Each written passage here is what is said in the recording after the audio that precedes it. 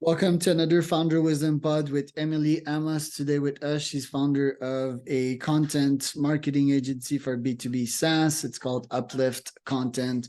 We're going to talk about case studies, a tad about AI and what is great content nowadays. How can I make that content on my LinkedIn that will get me a bunch of interaction and engagement.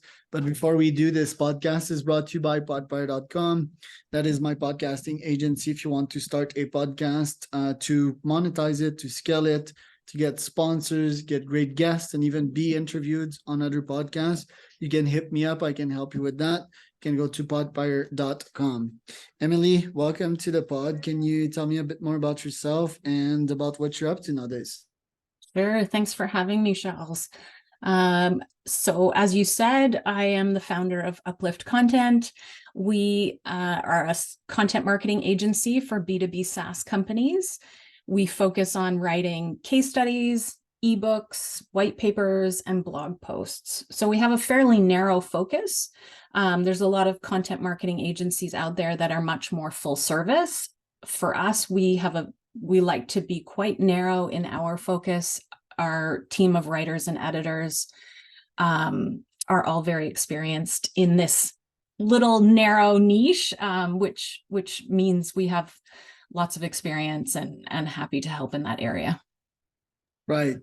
You said that as a kid, you were obsessed with drama and real life stories in Reader's Digest, stories of survival, for example. I'm still obsessed with those nowadays. I read these survival stories, a man that was lost at sea for 162 days and so forth. So why do you have a fascination with that? And how can you reproduce these stories as a human being, throwing yourself out there in adventure and having something nice to write about it and lessons? I think that, well, I guess for me, I feel like they're just so captivating, true life stories of survival and overcoming the odds. I honestly can't believe how anybody wouldn't be captivated by these kinds of stories. I mean, they're incredible. People who, survived being lost on the top of Mount Everest in the middle of a snowstorm. I mean, fascinating, right? It's life or death. You can't get more exciting than that. Yeah, I still listen to podcasts about them. I still read stories about them. It's definitely something that continues to interest me. In terms of, how that might translate into content marketing, I think really at the end of the day, it's just about telling a compelling story, something that really draws people in and keeps them interesting through the full length of the story. I think that nowadays people go with like 80% cream on top and very little substance in their stories. I think like one tip would be to throw yourself out of adventure out there or do something quite extreme. For example, on this pod, I want to interview 10,000 CEOs in less than 12 months, actually 24 months. And I don't think there's other people that have done that. And as a result, once I'm done accomplishing that extreme feat, I can have a story and I don't need to embellish it or even use fancy words. I can just tell it and tell some of the lessons out there. What do you think about that? I think there's a lot of embellishment, as you said. I think there's a lot of fluff, and to be able to cut through that and be able to tell the truth about something extraordinary that you've done, I think is definitely the way to go. I think personally right now, I feel like I'm not doing anything extraordinary. In my 20s, I really lived it up. I traveled all over the world. I lived in different countries. I worked in different places and traveled. And now I'm a mom. I have a minivan. I have a furniture and a mortgage. And so honestly, for me, going back to the survival stories, like it's my way of kind of remembering more exciting moments. I guess some people, love every moment of parenthood and, the day-to-day of making supper and doing the laundry. It's, to me, not the most thrilling thing in the world. But I guess that's what makes us all unique. Right. On the content level with the B2B SaaS companies that you work with, you're a whole lot about case studies, and case studies are really helpful for clients because they just help them make a decision about your services. What have you done with what type of companies, what type of results? It shows that you're transparent as well. It shows that you had a bunch of clients, because not all of them will have will accept to have a case study out there. So what's your advice on that? Let's say I have a bunch of clients for my cold email AI agency, let's say. How should I approach my clients? Should I just be upfront with them and you're like, oh, we had a very successful run together. Can I use it as a case study and not ask for anything in return? Or should I have it in my contracts that if we're successful together, I may ask for a case study? How do you suggest I approach my clients to get some of these? I think it really depends. It depends on what kind of relationship you have with your customers. Sometimes it depends on what size company it is. So enterprise companies, you probably need to try and get it into the contract. You need to have buy-in from the very top. You need to make sure that legal and PR are all on the same page. The smaller companies, it's much easier. You know, you might have a relationship with the CEO themselves and they say, yeah, sure, let's do it. And you hop on a call and you do the interview and it's very simple. So I think it really depends on the size of the company. It depends also on the industry. So for example, a cybersecurity company might not be that interested in talking about telling their story about a big breach that led to them realizing, okay, we need new software to ensure security for our company. So it can depend on the industry itself. And then I think it depends on the size of the company as well.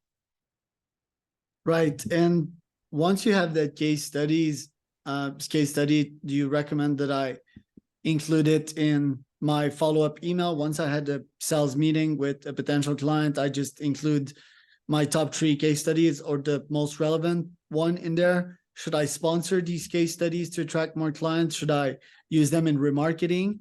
How do you recommend that I use these case studies to increase my close rate?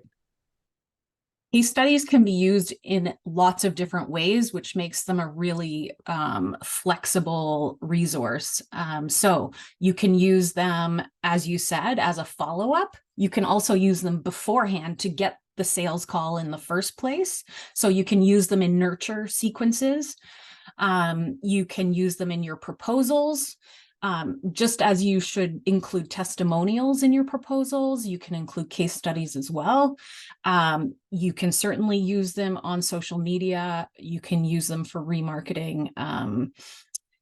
They're great to use in sales presentations. So if you have a written case study, you might want to also consider turning it into one slide that you can give to the salesperson to include in a sales presentation, for example. So again, they're really flexible, and they are helpful across the buyer's journey. And how can I scale case studies with like how can I make them a system? You know, like once I'm done with this client after, let's call it 60 days, or once I reach impressive results, I don't think it's a matter of days. I think it's more a matter of NPS. You know, is it like once they reach a 9.5 NPS, I ask them for a case study. If they tell me no, I can downsell it into like, hey, I don't know, I'm going to give you a discount next month for that. Or like, how can I systematize it and have case studies at scale? So you can certainly incentivize it in different ways. So you can offer discounts, you can offer additional services. So that's one side of things. For sure, you can incentivize, but what I would recommend more so is talking up the benefit to them of having a case study done. So it gives them more exposure and brand awareness. It helps build the individual's personal brand, for example. So that can help with career growth if they're looking for a new job, for example, or a promotion. So you really need to tap into what is in it for them. And monetary things aside, if you can really figure out what motivates them, that is the route to go. In terms of scaling, those things that you mentioned, yes, for sure. Depending on the services that you offer and the kind of company that you are, you want to figure out what that trigger point is for you to make the ask. So maybe it's an NPS score, maybe it's completing a certain integration or a certain project. Maybe it is a certain time frame, so 6 months after integration, for example.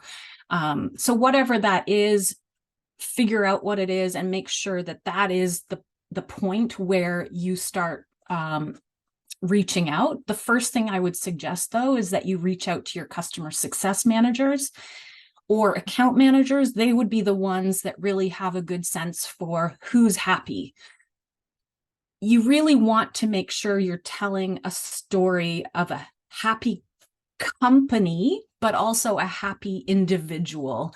You don't want to interview somebody who's a dud, right? They're kind of grumpy, they're quiet, they're not very interested. You want to make sure that this person is fairly eloquent and, enjoys being your advocate and is happy to speak well of the solution and working with you. You serve B2B SaaS. How do you find these clients? Is it organic? Is it through SEO? Or do you also do advertising and cold outreach, for example? For us, it's 98% SEO, organic search. And how do you do that? Is it like LinkedIn content that gets a lot of views? Is it blog posts that you optimize for keywords? Like, what's your strategy there? It's blog posts and then the main pages on our website. So our service pages, about page, homepage. So my homepage and service pages are really well optimized and we pay a lot of attention to those. And then we probably have about 100 blog posts that we try to keep up to date. We try to keep an eye on and, are continually optimizing posts. We're taking old ones and getting rid of them or updating them, improving them, checking that we're still aligned with the right keywords, that sort of thing. And how much qualified leads do you get from that on a weekly basis? Well, this past year has been not great, to be fully transparent. Since October 2022, the tech industry has been in upheaval. There's been a ton of layoffs, especially for marketers. And marketers are our target audience. There's also been a lot of budget cuts. And marketing often is one of the departments that gets budget cuts. So what that has meant is a lot of upheaval that has trickled down to agencies that work with marketers in technology companies. So things have been quieter than normal this past year. So we probably would have gotten about 5 leads per week. This year, we're getting 1 or 2 leads a week. Right. Yeah, tech has not been doing super good. Market's really irrational. Yeah, sure, these tech companies got overfunded, and yeah, that's like the irrational part of the VC market, but I'm a strong believer and user of technology myself, and yeah, it's like some of these products I couldn't move away from, especially in the B2B realm. Okay, well, yes, indeed, it's not been like the best year, but like, what's your plan to overrule that? Do you think of spending in ads, starting cold outreach, for example, or just pivoting or A/B testing in another vertical? What's your goal for the remaining 2 months of this year to pivot on that? been thinking a lot about that, and honestly, I think I'm just going to stay the course. I truly believe I've been self-employed for 17 years, and there have been peaks and valleys through that time. I believe that this will settle out in time. And so what my priority is to just continue building relationships with current customers, continue building relationships with the people I engage with on LinkedIn. I just got back from a conference in Boston where I got to meet 60 of the people that I engage with every day on LinkedIn. I got to meet them in person. I think that's huge. So I'm just staying the course. I'm continuing to focus on improving our SEO. I'm continuing to build relationships. And I think once the economy kind of settles out, we will be in a great position. Right.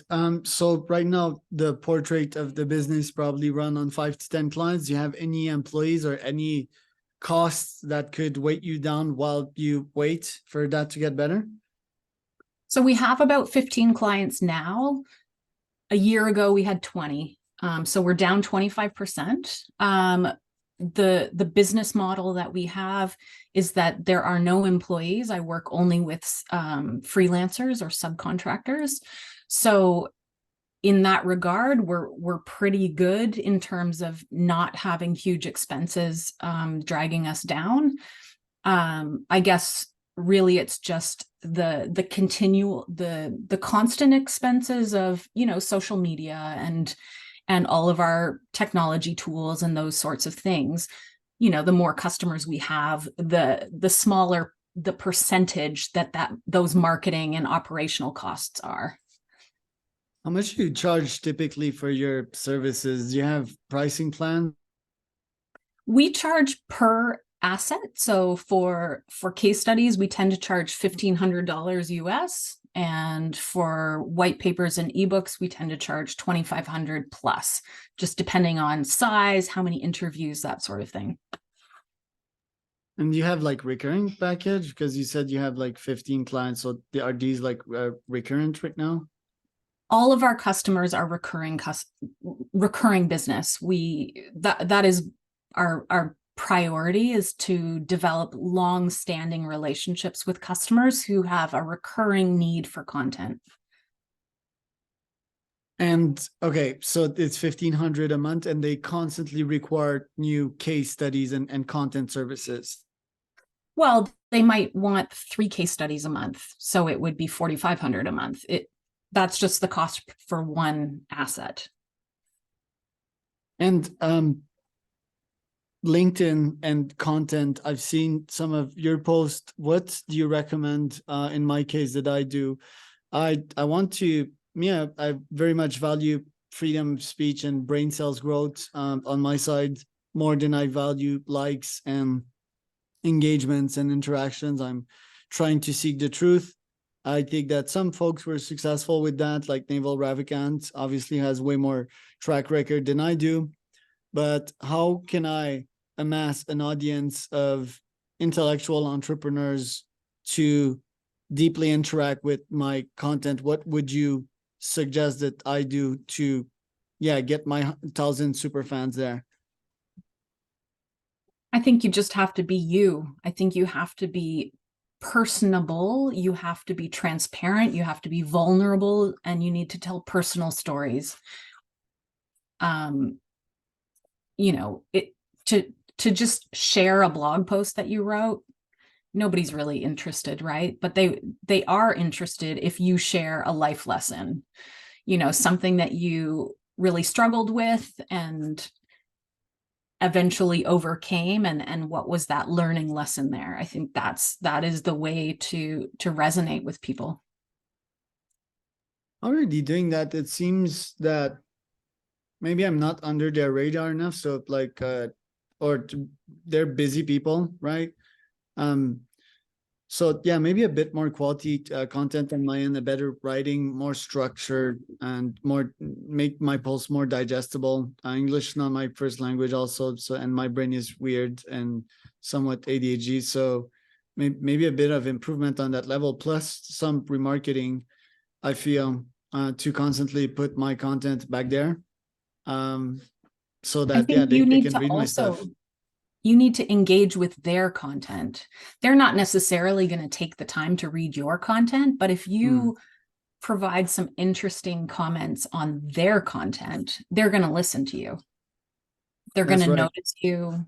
You're going to become a real person to them eventually. Yeah, I started doing that.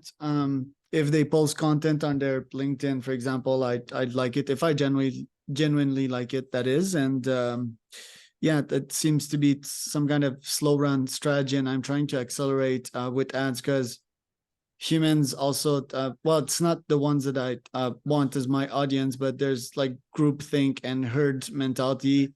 So if they see that I have my current 800 subscribers on YouTube, they'll be less impressed than if I have 8,000, you know. So my plan is to boost that up with ads, just a little pep here, and maybe the boulder will start rolling. But yeah, good advice there. I'll definitely try to interact more with their content, your content, for example, and let's see what happens there. Yeah, last question. You've said that you've been 17 years in business. You've obviously faced challenges. You faced the 2008 crisis as well. What do you recommend as a mindset to get throughout these dry periods? I think it's just comes down to perseverance. When I started as a freelance writer, I had no experience, no portfolio, no customers. I was in a new city and I didn't know anybody. So it was a pretty rough way to get started. This was also back in the days of the yellow pages, you know, the big phone book that got delivered to everybody's house. So I literally just went through the yellow pages and picked a group like telecom companies, and I that day I would cold email telecom companies. It sucked. I hated it. But eventually I got one or two customers, and then I got one or two more. And I think honestly, it just comes down to believing in yourself and being persistent, keeping at it and following up. You can't just send one email. You have to send 5 emails. You can't just comment on one person's LinkedIn post. You have to comment on their posts 10 times. It's a long game. It's not, there's no silver bullet. There's no magic fix.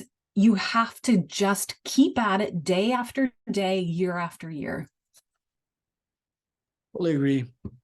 People underestimate, I wouldn't say like dumb repetition, although it is some part of it. I think you need to push yourself 1% further on a daily basis. But yeah, discipline is, yeah, grossly underrated. I think especially in younger generations that think that investing in one NFT can buy them like 3 Lambos. But yeah, like just doing the work and measuring that work and that output as well. Is it effective or not? And keep on experimenting, sort of. So Emily, thank you for the wisdom you've dropped today. Where can people find out more about you?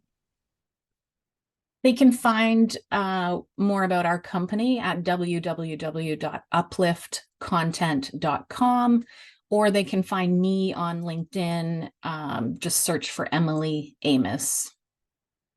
And I am Charles Cormier, host of CEO Wisdom Podcast.com. That was Emily Amos.